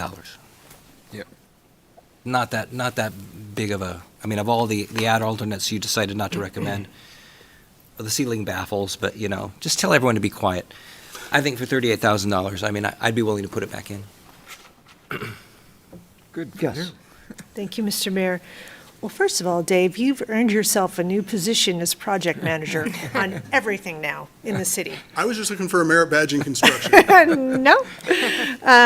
You've done a really nice job on this, and I think you've tried very hard to manage the budget, and you suggested to me that we could let go of the windows. I appreciate that, but what I also understand is that forever we won't have windows in that building. So I'm not going to fight you on that, but I like what Dan's saying. The amount that it will take to finish off the building, if we don't do this now, we'll be back here next year, and you'll be telling us it's $2 million. And we have the fund balance. I think this is a project that can't wait any longer. I think we absolutely have to move forward on this. Seeing no further questions, you have a proposed motion before you. Yes, Mr. Mayor, I would like to make a motion to approve Resolution 24024, which is approval of a guaranteed maximum price amendment with Coeur Construction Management in the amount of, do I need to add the number there? Why don't you just make a separate motion for your... Then I will make a separate motion. Thank you, Mr. Mayor. In the amount of $5,453,335 for the police headquarters remodel and expansion project, and approval of guaranteed maximum project cost of $6,142,312, to also include $38,000 for the damn windows. Second. You have a motion and a second. Discussion on the motion. Seeing none, will the clerk take the roll, please? McEvers, Yes. Gookin. Yeah. English. Yes. Wood. Yes. Evans. Yes. Miller. Motion carries. Good And job, now Dave. it is the Melissa Tosi show for the rest of our, well, no. You can have the whole page. My expense is a lot smaller, too. Oh, I was just going to say, before Melissa starts, Mr. Mayor, if I could, put this item on the agenda because it involves, like the last item, money that's not in the budget. So that was why I decided to put it here, because that's why she's here. Thank you. Thank you. Good evening. So our last overall city compensation and classification study was done about 8 years ago. And at that time, it was a citywide class comp study. It involved all of our job descriptions, all of our classifications. About 8 years ago, we did all of our positions. This compensation project is looking at just our FLSA exempt positions, which range from a pay grade 14 up to a pay grade 21. It includes about 35 classifications, and we are looking at also incorporating our police captains into our pay grade leveling. They are the one classification, exempt classification, that is not leveled in our current pay grade system. So this is just kind of a snapshot of our current kinds and levels chart that includes all of our salaried exempt positions. You can see that the exempt positions are highlighted. We have a few hourly positions that aren't exempt that are kind of sprinkled in there as well. But these are all of our exempt positions, with the exception of the police captains. And then the percentages off to the side here, that's kind of the compression percentage between the pay grades. So as you move up in our pay grades, the percentages go up. And so this is one thing that I am wanting Ameriben, our consulting service, to look at, because it is challenging at times to plug classifications into the pay grades when you don't want to put them equivalent to a certain position, but you also don't want to move them a full 12%. So I think that we could potentially benefit from having some additional pay grades and maybe not so many percentages between. So the project deliverables that Ameriben's looking at is recommending grade level placement, and then potentially expanding those pay grades and looking at those percentages being a little bit different. On here it says expansion or contraction. I don't anticipate having less pay grades, but there is a probability that maybe we might have a few more. And then once they make those recommendations, aligning those revised pay grades into our current pay structure. And then the consultants will always do an executive summary final report that I can share, and that just has all of their findings and recommendations from the project. So they believe they can get through the project in about 60 days from the time frame that they start. And then the fee proposal for those 35 classifications is just under $10,000. So reviewing the exempt positions, we had discussed this last year with council, which I think at that time we received support to move forward with the project. Like Councilmember Gookin stated, the project cost is not currently in my budget.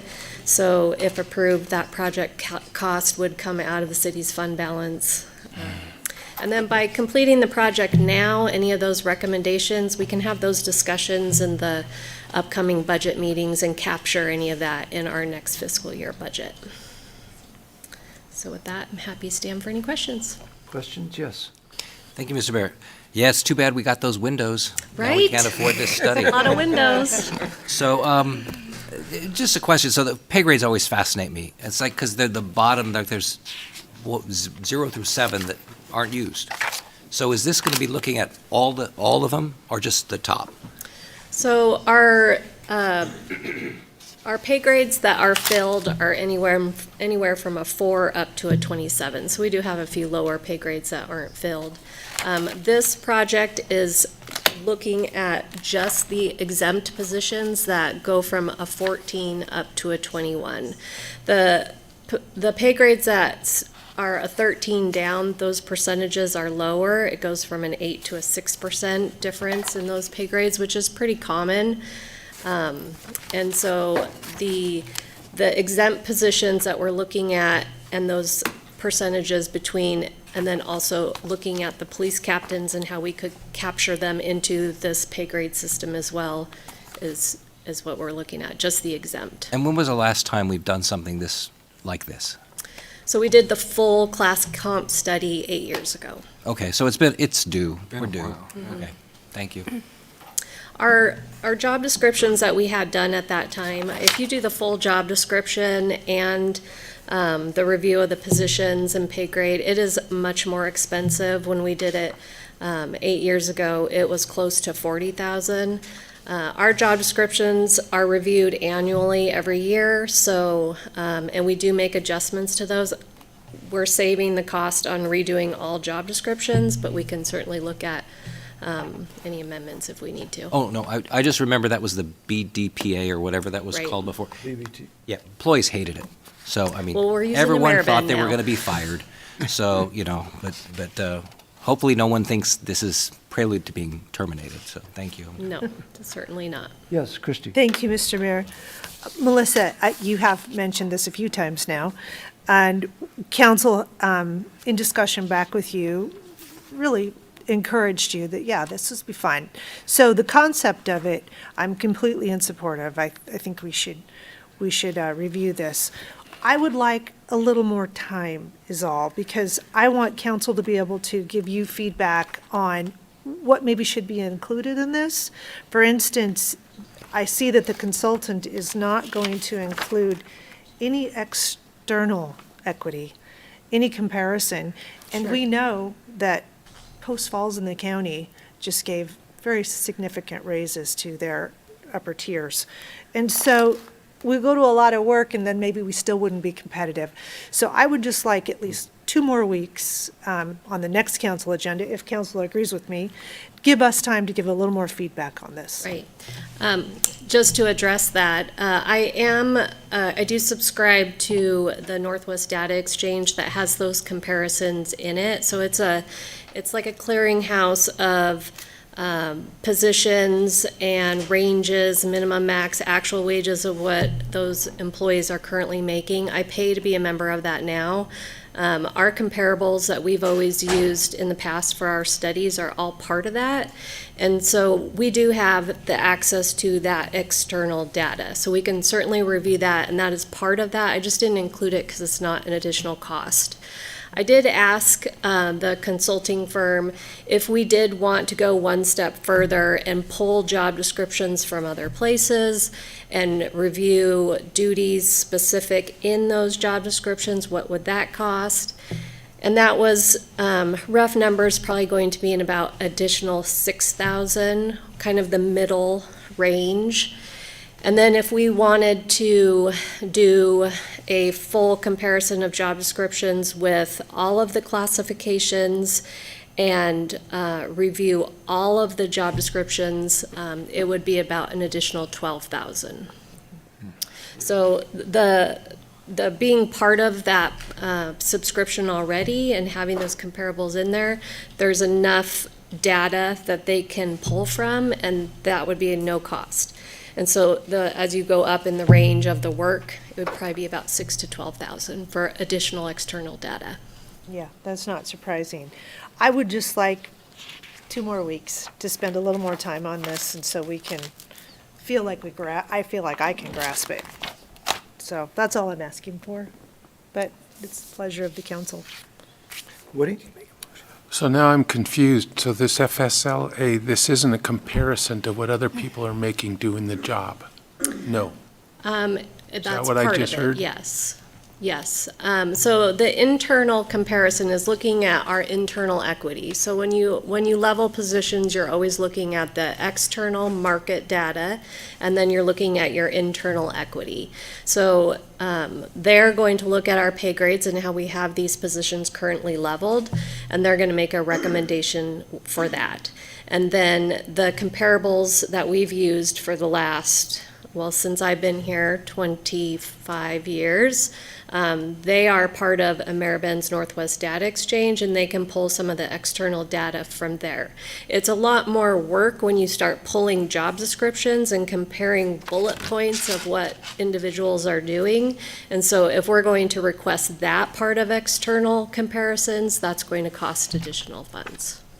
Okay, so what is internal equity? Sorry. So internal equity, for example, you can see that in pay grade 18, a lot of our directors are all leveled the same. So that's not always common. Not every entity has their HR director leveled the same as their Parks and Rec director.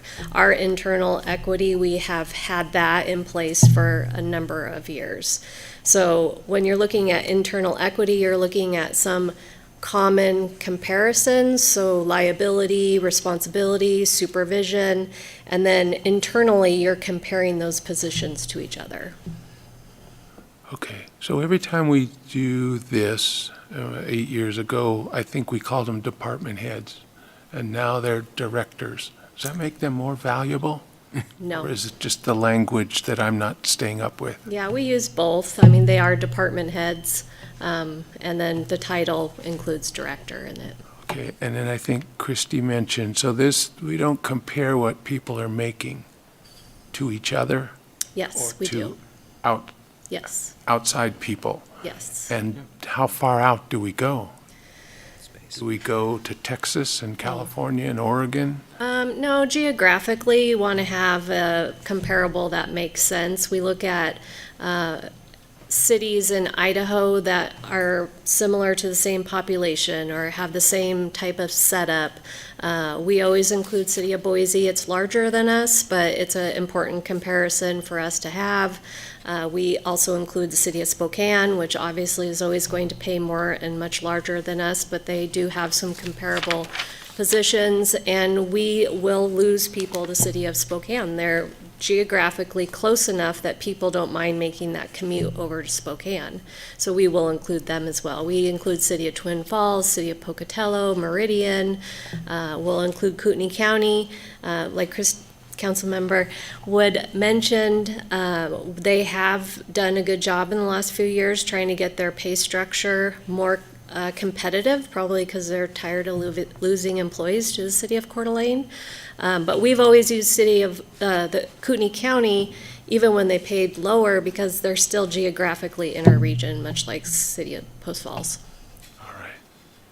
So every time we do a study, it usually, everybody gets raises, or should get raises, pretty much, right? No, not necessarily. The last time we did the study, we had some positions that actually were recommended to go down a pay grade, and we worked with the police department on those, and we adjusted those not with current employees, but through attrition when new employees came in. We had a very small handful of positions that were increased, but no, it would not mean that people are making more. Thank you. Mr. Mayor? Christie? I'd like to make a motion just to table this item until the next council meeting, have it on the agenda as an action item for the next council meeting. I'll second that. You have a motion and a second. Discussion on the motion?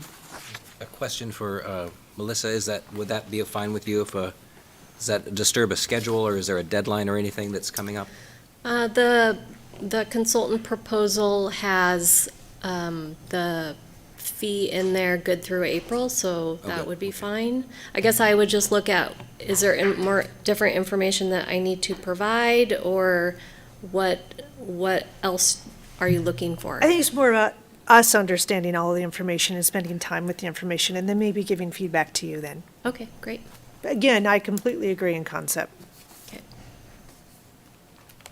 Seeing no further discussion, will the clerk take the roll, please? Gookin, Yes. English, Yes. Wood, Yes. Evans, Yes. Miller, McEvers. Okay. Motion carries. We'll see this again in 2 weeks. Melissa? Okay. So I have a pretty basic personnel rule amendment here, which is specific to the retirement consultation benefit in the personnel rules. This is a medical benefit that is for our retirees if we have an identified need for consultant services to the city. The employee goes to the department head, they discuss what that identifiable need would be, and then that department head brings it to the city administrator, finance director, HR director to make sure all the criteria is met, and then that department head comes forward to council for you to approve it. So the changes of the amendments are pretty basic, changing the title personnel officer to city administrator, because our city administrator is our personnel officer and everyone thinks that's me. And then deleting the requirement as part of the criteria to delete the minimum of 60 days to hold that position. So there are times through the recruitment process that it takes us that long to fill it, but many times on some of these upper level positions, we have plenty of retirement notice, and we have that position filled right away, and it's really hard in certain circumstances to hold that position for a full 60 days. And then the major amendment is really changing the funding method, which is changing it from just a flat amount every month to paying based on the actual hours worked. So the employee benefit in general is basically the employee becomes the retiree, there's a consultant service needed, The city pays up to $24,000 for 240 hours over the scope of a couple years.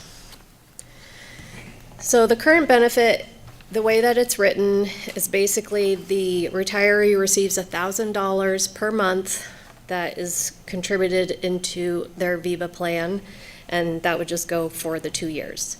There is a caveat in there that if they finish the 240 hours earlier, we'll contribute the lump sum difference once they've contributed. But that's pretty much it for the requirements.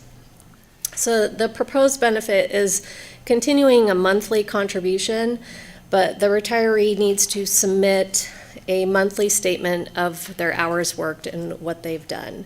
The department head will verify that that is what they did, and that contribution and verification comes to HR, and then we will pay the retiree the HRA VIBA contribution at $100 per hour worked. And then the benefit will basically be effective for still a 2-year contract, or when the $24,000 is paid, whichever is first, occurs first. So really, the overall benefit is still the same. The proposed funding mechanism is just a little different, and just trying to provide a more accountable way to get the retiree the funds for the work provided. So with that. Questions? Woody? So do you have any history on this? How often is this used? Well, we changed the criteria quite a few years ago, maybe 5 or 6 years ago, and there's a savings element to it, and it is really a specific need. The employee has to have a specialized consulting field. So probably in the last 5 years, we've maybe used it a couple times. It's not used very often. And is it a budgeted item, or is it just because it's VIBA? It's kind of a slush fund? Yeah, that's a good Sorry, question. not a good. I'm not sure where the slush fund exists, but It's out by the compost pile. it out would, there. yeah, it would turn it not into be a compost. budgeted item.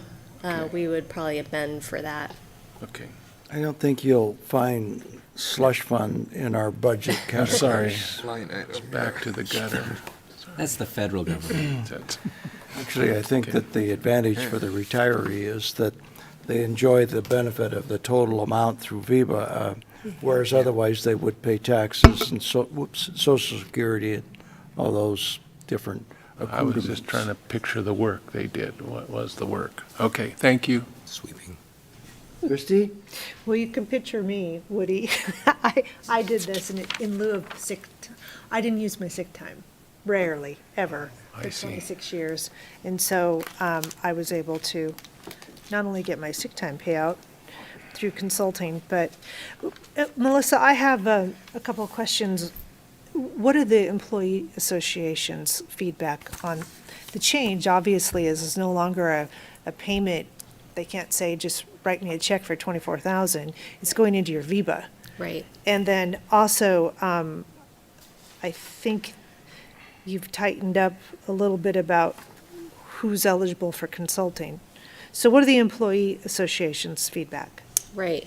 There isn't any change on the consulting side of it, and the consultant benefit has been going into VIBA, so there's no change with that either. I sent the language to the associations and union a couple months ago, just asking if they had any feedback to let me know that I'd be taking it in April, and I didn't hear back from any of the groups. I've brought it to our executive team a couple different times, and everybody was a support with it there too. Okay, thank you. Seeing no further questions? Mr. Mayor, oh, go ahead. Go ahead. Your turn. Beauty before age. Resolution, I would move to approve resolution number 2426, which is approval of amendments to Personnel Rule 11, Section 12, Retirement Consultation Benefit. Second. And, Mr. Mayor, Yes. I was just going to say that this has come a long way. I remember back a long time ago, we would just hand the employee a bag of loot, and they would go to Texas. And This is much better. It keeps getting better, so thank you. That didn't happen to me. No, but it did happen, so thank you. Loot. Well, without any further ado, will the clerk take the roll, please? Gookin. Yeah. English. Yes. Wood. Yes. Evans. Yes. Miller. McEvers. Yes. Motion carries. Welcome, Stephanie. Sorry you had to sit through that. We're almost done, I promise. So tonight, I am bringing something fun forward. I'm asking for approval of a contract with artist Melissa Cole to procure a art piece for the biogas flare that is at our advanced wastewater treatment plant. And we had Mike Becker attend our Arts Council meeting and asked if we could get a piece of art onto this flare. And so we've took on the task. And so this is a picture of the wastewater treatment plant. You can see where Centennial Trail is, where the biogas flare sits. There's some pictures of the biogas flare that is actually flames and working. I think it is working 24 hours, 7 days a week. And so the Arts Commission did a national call for artists. We got 46 artists did return our call, and we asked 4 of them to go ahead and put a maquette together. We had a subcommittee come together. We went through all of their proposals, and we got 4 very, very different art pieces. The one art piece that was selected by the committee and was voted for by the community and actually only beat out another art piece by 1 vote, which was interesting. We had 2 art pieces that were very, very, very close in votes, and they were sitting here at the library for 3.5 weeks. And we did a public announcement. It was in the newspaper. We tried to get as many votes as we could. We only got 105 public votes that came to the library and cast a vote. Not bad, yeah. And so the one that did win is called the Green Energy Dragon. And the artist is actually local to our area. She's out of Spokane Valley. She's done some really neat other pieces. She works with the Boys and Girls Club. She's very, very into the teachings of all of it, and that is her maquette and what she proposes. It is a dragon, and the flare will be coming out of the mouth of the dragon. This view is of the side, on the side of the wastewater treatment plant, because the other view has this mosaic that is going to go along the side of the Centennial Trail. Very, very cool. She's included the chemical compound for biogas flare in there. She's also included some of the little bugs that work their magic at the wastewater treatment plant.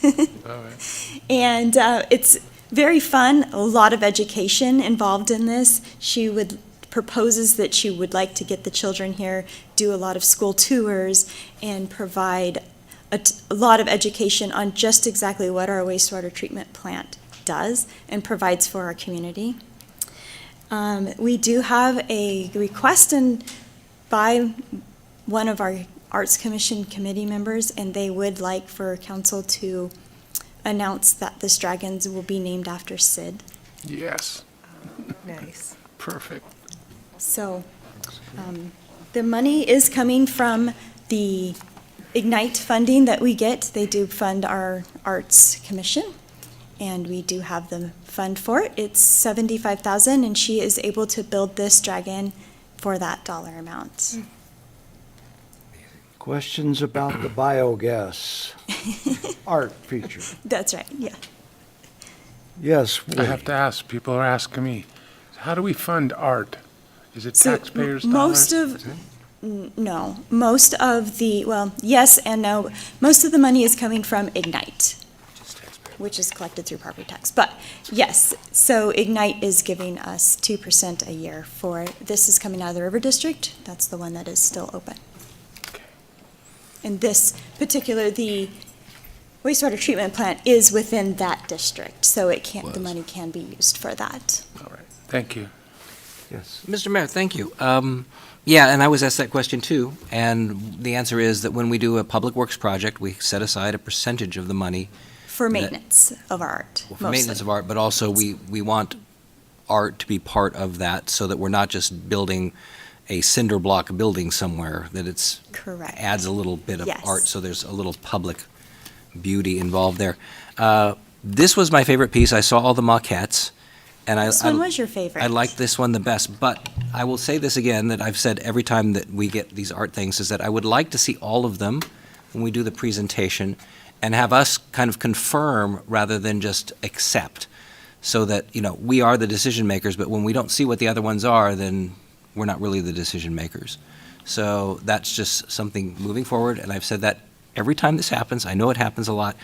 I also just wanted to say to the people who don't know, Sid is referring to Sid Frederickson, who used to be our wastewater superintendent many years ago, and that's the reference to Sid. So those people who don't know might be new to the area or didn't catch that.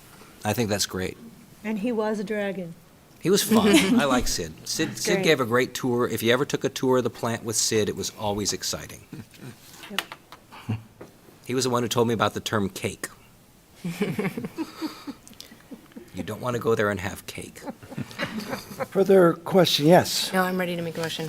Go ahead, please. Mr. Mayor, I'd like to make a motion to approve resolution number 24-027, approval of a contract with Melissa Cole for the design, fabrication, and installation of public art entitled Green Energy Dragon, future name SID, at the Advanced Wastewater Treatment Facility Biogas Flare in the amount of $75,000. Second. Motion and second. Will the clerk take the roll, please? Gookin. Yeah. English. Yes. Wood. Yes. Evans. Yes. Miller. McEvers. Yes. Motion carries. And lastly, memorandum of understanding with Emerge Coeur d'Alene. Good evening, Mayor and Council. I bring before you a recommendation from your Arts Commission.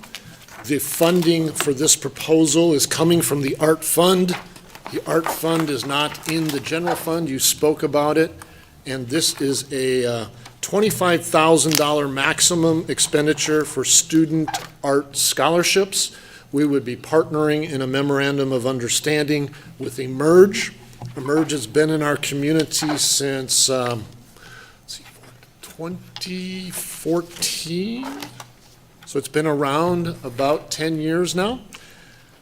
The Arts Commission has been working on this for some time, and it is in your ordinance that says that we are here to enhance the public interest and participation in the arts. This is a great way to encourage public interest in it and help young people, because we have put an age limit on this between the ages of 8 and 18. City Council has done this in the past, but we have never done this with Emerge. Again, they are a nonprofit company located right here in Coeur d'Alene, and they have been set up since their inception to help our community with art education and artist development. They are right there at the corner of 2nd Street and Lakeside.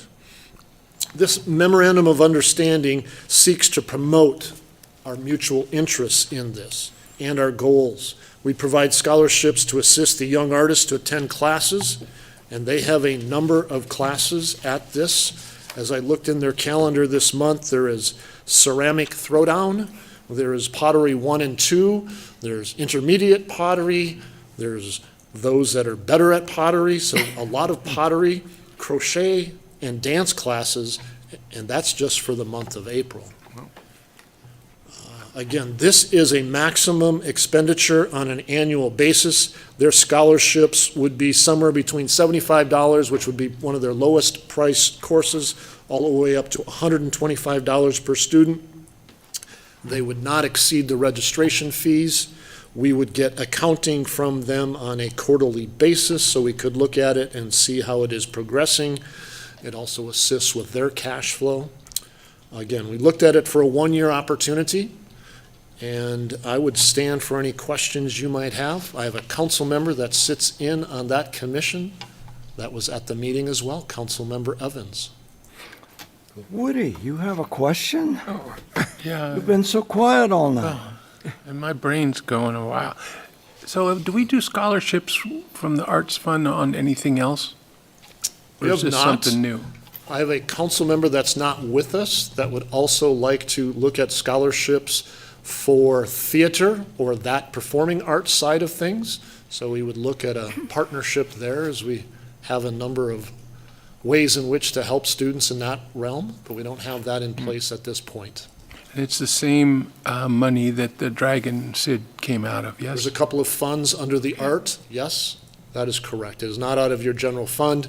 They had not anticipated getting this up and going. We're 6 months into the budget. They have budget authority, but the line item does not reflect this large dollar amount for scholarships. Okay, thank you. Amy? I just want to say thank you to Troy and Stephanie. There's a lot of work that's gone on behind the scenes to create this MOU with Emerge. Also, thank you to Jenny Higstead of Emerge for working with us at the city. I can't stress how important I think this is to offer our young community opportunities they may not have access to.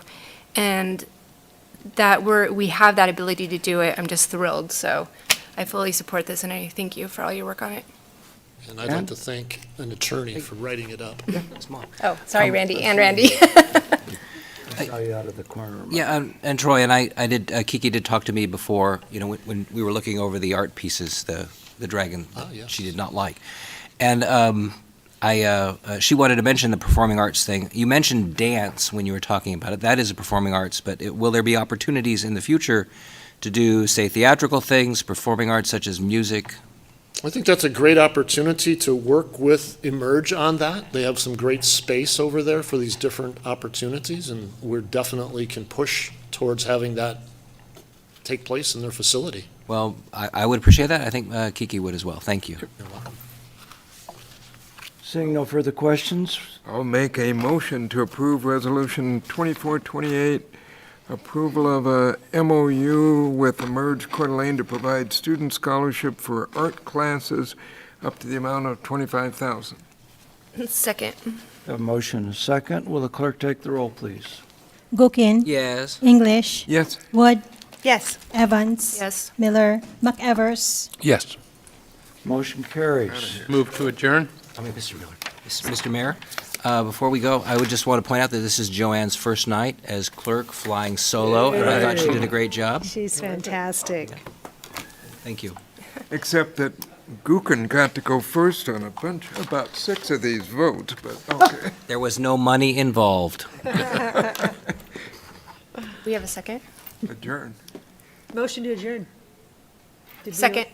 Have a motion, and a second. All those in favor respond with aye. Aye. Opposed with nay. Motion carries. We are adjourned.